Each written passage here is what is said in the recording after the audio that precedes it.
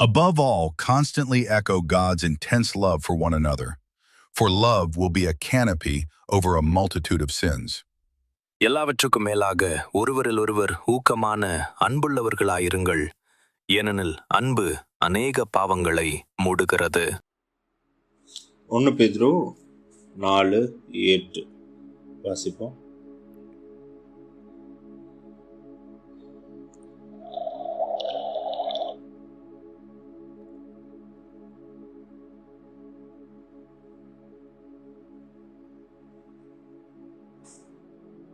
Above all, constantly echo God's intense love for one another, for love will be a canopy over multitude of sins. உறவுகள் பார்த்தீங்கன்னா, relationships are when people feel pain the deepest. வார்த்தைகள், சில டக்குன்னு பேசின வார்த்தைகள், அமைதி, ரொம்ப நாள் போன அமைதி, சில நேரத்தில் தூரம், அது அப்படியே வளர்ந்துட்டே வருது. நிறைய ஜனங்கள் நம்புறது என்னன்னா, உறவுகள் உடஞ்சிருச்சுன்னா அது உறைஞ்ச மாதிரியே இருக்கட்டும். ஆனால் இன்னைக்கு சத்தியம் ஒரு பெரிய ரிலீஃபை உண்டாக்கும்னு நான் விசுவாசிக்கிறேன். கிருபைகள், தேவ கிருபை உறவுகளை ரெஸ்டோர் பண்ணவும் அழைக்கப்பட்டிருக்கு. மீன் அழுத்தம் இல்லாமல், ஒரு விதமான ஸ்ட்ரெயின் இல்லாமல், ப்ரெஷர் இல்லாமல் கர்த்தரோட கிருபை உங்களுக்கு உறவுகளை ஸ்தாபிக்கும். இயேசு டெட்டலிஸ்டான்னு சொல்லும்போது அவர் நம்மளோட உறவு, தேவனிடத்துல இருக்கிற உறவை மட்டும் முடிக்கல, அவர் கிருபையும் அளிக்கிறார். Grace to heal relationships with people too, ஜனங்களோடையும் காயப்பட்ட எல்லாத்தையும் சுகப்படுத்துறதுக்கு கர்த்தர் தாமே அவரோட கிருபையை அளிக்கிறார். ஆமென். ரெஸ்டரேஷன் பார்த்தீங்கன்னா, கிருபைக்கு அடியில் எப்பொழுதுமே ஆர்கானிக்காக இருக்கும், எந்த இடத்துலையும் ஃபோர்ஸ் செய்யப்படாது. ஒரு இடத்துல ஃபஸ்ட்டு அப்பாலஜிஸை டிமாண்ட் பண்ணாது, ஒரே மாதிரி இன்ஸ்டன்ட் சேஞ்சையும் அது ப்ரெஷரே பண்ணாது. தேவ கிருபை ஒரு விதமான இருதயங்களுக்கு ஒரு இடத்தை உருவாக்கி அது சாதாரணமாக ஹீலாக கர்த்தர் வாய்ப்புகளை உண்டாக்குவார். யோசேப்பு அவரோட சகோதரர்களை இம்மீடியட்டாக கன்ஃபரண்ட் பண்ணாமல் அவர்களை முதல்ல சாப்பாடு போட்ட உபசரிக்கிறான் பார்த்தீங்களா? அப்படிப்பட்ட ஒரு கிருபையை கர்த்தர் நம்மளுக்கு ஏற்படுத்துவார். வேதத்தில் வாசிச்சோம்னா, யாக்கோபும் ஈசாவோட கதை எனக்கு நினைவு வருது. Jacob and Isha. ஜேக்கப் பார்த்தீங்கன்னா ஒரு பெரிய கோவத்தை எதிர்பார்க்கிறான். ஆனால் அவன் கிஃப்ட்ஸ் எல்லாம் ஏற்பாடு பண்ணுறான், அப்பாலஜிஸ், சாரி சொல்கிறதெல்லாம் ரிஹர்ஸ் பண்ணிக்கிட்டே இருக்கிறான். ஆனால் ஏசா தூரத்தில் பார்த்ததுக்கப்புறம் ஒரு அசாதாரணமான காரியம் நடந்தது. ஈசா யாக்கோபிடத்தில் ஓடி வரான், கட்டி பிடிக்கிறான், கண்ணீர் விடுறான். எந்த விதமான இன்டர்கிரேஷன் கிடையாது, பனிஷ்மெண்ட் கிடையாது, வெறும் ரெஸ்டரேஷன். கிருபை ஏற்கனவே ஈசாவின் இருதயத்தில் அந்த வேலையை செய்து கொண்டிருச்சு. யாக்கோபு ஒரு வார்த்தை சொல்றதுக்கு முன்பாகவே ஈசாவின் இருதயத்தில் கர்த்தரோட கிருபை வேலை செய்தது. நான் சொல்றேன், அதுதான் டெட்டலிஸ்டா இன் ரெஸ்டரேஷன். ஏவன் எத்தனை பேர் விசுவாசிக்கிறீங்க?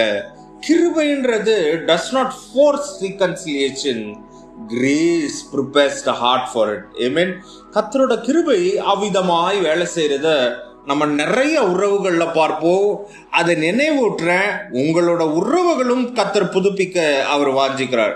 இன்னைக்கு உடனே எல்லாத்தையும் சரி செய்யணும்னு நான் சொல்லலை, எல்லாத்துக்கும் ஒரு குற்ற உணர்வும் நீங்க கேரி பண்ணணும்னு நான் சொல்லலை. கிருபை உங்களுக்கு முன்பாக ஏற்கனவே வேலை செய்து கொண்டிருக்குதுன்ற. ஆமென். எத்தனை பேர் விசுவாசிக்கிறீங்க?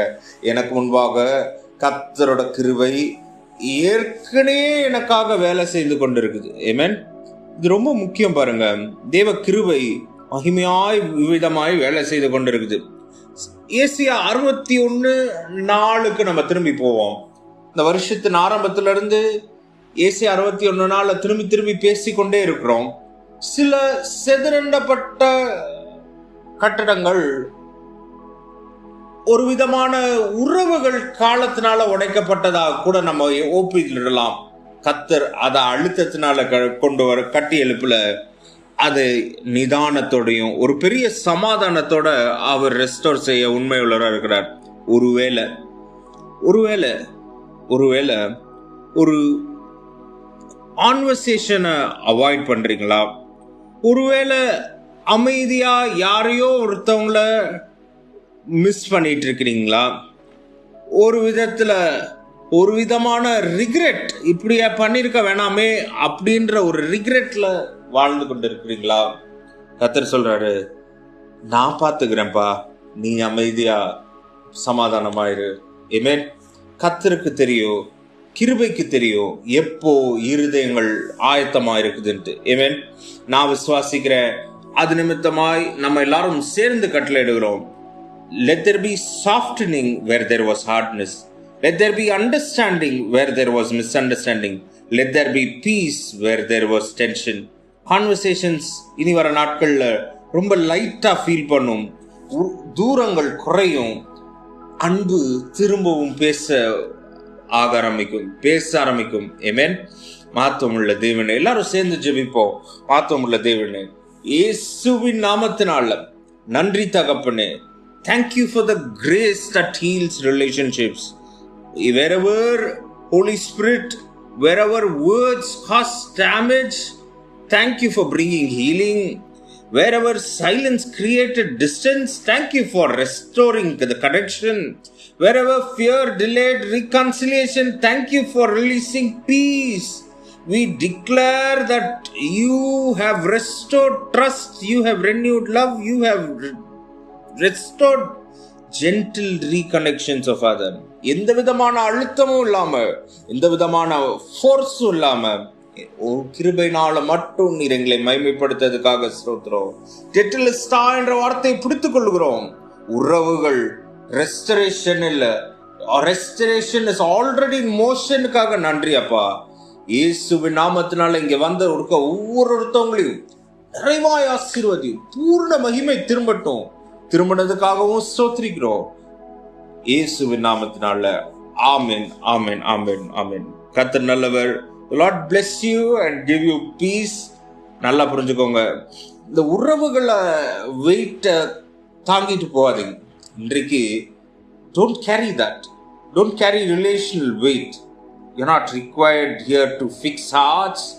God, grace is already doing that work. Tetelestai, love will find its way back. God bless you. Have a great, blessed, love day. You're a blessing. கர்த்தர் நல்லவர். Have a great day. 1 பேதுரு 4:8 வாசிப்போம்.